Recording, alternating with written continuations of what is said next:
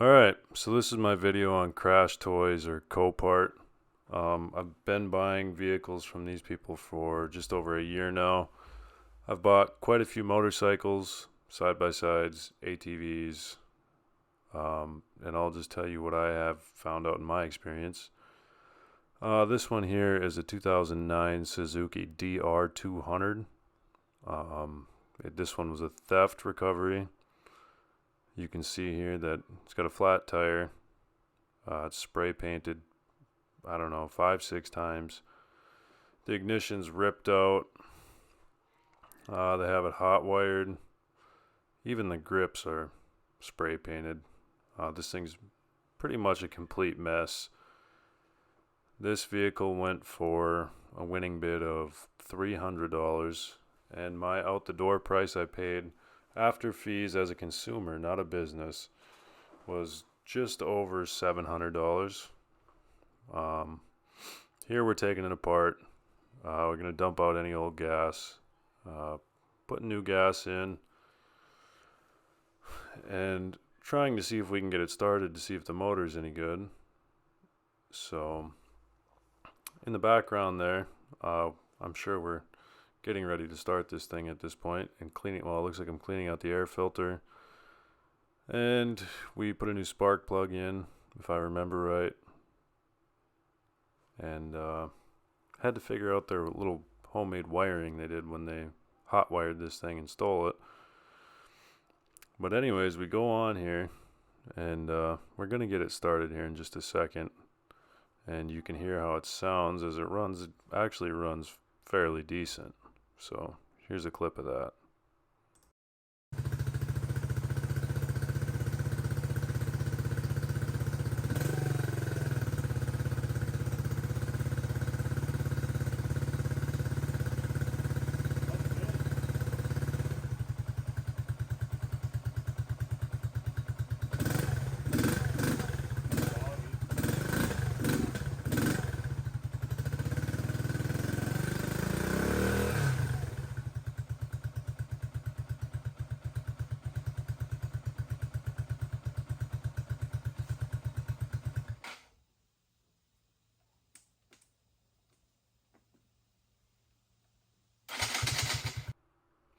So moving on here, now that we got it to run, we were going to test to see if it went through all the gears properly and what else it would need mechanically and how well it ran while it was under a load. In order to do that, the first thing we had to do here was try to get this tire to hold some air. Tried to put air in it. We tried to set the bead, and we didn't have any luck with it. So what we ended up doing is I took that rear wheel and tire off and the whole rear wheel assembly, really. And what I started to do was strip that paint with a product that I found. It's called xylene. Its intended purpose is to strip spray paint. It worked fairly well on the tank and the fenders and the cowl, but I haven't had much luck with these wheels, so I'm starting to think maybe that was powder coat that's been chipped off. So as the bike sits in my garage as I'm recording this, I have the wheels pulled off, and I'm going to get a sandblaster and sandblast those wheels back to the original finish before mounting the new tires I bought. The new tire for the back came out to be $90 something. You can see the bike flipped over there, but no damage. Not that we would be concerned with it anyways in the condition it is, but no damage there.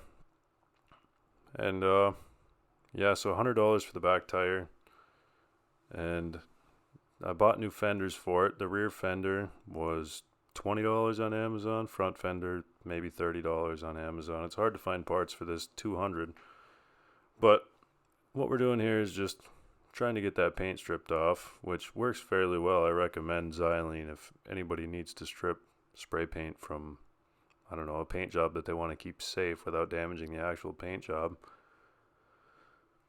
But yeah, this is just us cleaning this motorcycle up, really, trying to figure out everything it needs. And just an overview.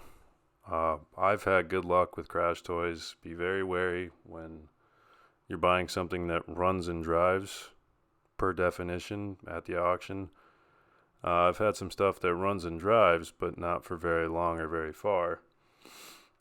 Sight unseen really isn't your best option. I've done it and I've gotten away with it, but I've gotten bit a couple times doing it. So I would go and walk around the lot and just look at the stuff, inspect it yourself, your own discretion really, but I've had good luck. I'm going to continue to do it. This bike is actually going to be given away. We're going to have a sweepstakes and raffle this bike off. And I have more projects here that are recorded and that are in the garage now. I'm just trying to catch up on the recording side and the production side.